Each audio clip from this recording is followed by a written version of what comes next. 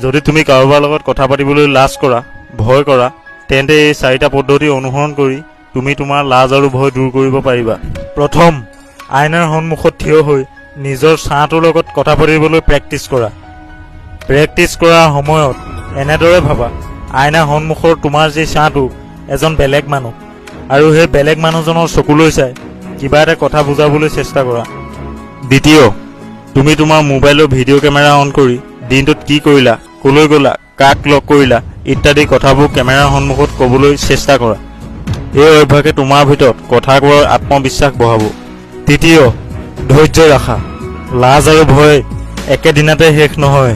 এইবোৰ কোনো যাদুৰ দৰে এটা বা দুটা দিনতে সলনি নহয়। তুমি প্ৰত্যেক দিনাই প্ৰেক্টিচ কৰিব লাগিব। যিমান বেছি আইনা বা কেমেৰাৰ সন্মুখত কথা পাতিবলৈ চেষ্টা কৰিবা, সিমানে বেছি লাজ আৰু ভয় দূৰ হ'ব।